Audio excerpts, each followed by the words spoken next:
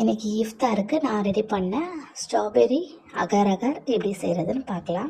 First 1/2 litre பால் எடுத்து நல்லா காய்ச்சி வச்சுக்கலாம். அதுக்கப்புறம் 10 கிராம் அளவுக்கு கடற்பாசியை நல்லா ஊற வச்சு அதை இந்த மாதிரி கொதிக்க வச்சு எடுத்துட்டோம் அப்படின்னா நல்லா கரைஞ்சிரும்.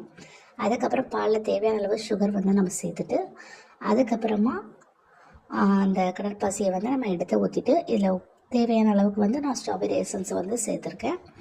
இதுக்கப்புறம் பிளேட்டில் ஊற்றி வச்சிட்டோம் அப்படின்னா நல்லா செட் ஆயிரும். ரொம்ப ஈஸியாகவே ரெடி பண்ணிடலாம். ஒரு 10 மினிட்ஸ்லேயே ரெடி பண்ணிடலாம். ஃப்ரிட்ஜில் வைக்கணுங்கிற அவசியமே இல்லை. வெளியே ஒரு 10 நிமிஷம் வச்சாலே போதும், நல்லா செட் ஆயிரும். பாலில் தண்ணி சேர்க்கக்கூடாது, இதுதான் இதில் முக்கியமானது. அதுக்கப்புறம் நம்ம பீஸ் பண்ணி நம்ம சாப்பிட்றதுக்கு ரெடி ஆகிடுச்சு. ரொம்ப ஈஸியான ரெசிபி. இப்போ இருக்கிற வெயிலுக்கு இந்த மாதிரி ரெசிபிஸ் உடம்புக்கு ரொம்ப நல்லது. ட்ரை பண்ணி பார்த்துட்டு எப்படி இருக்குன்னு சொல்லுங்கள்.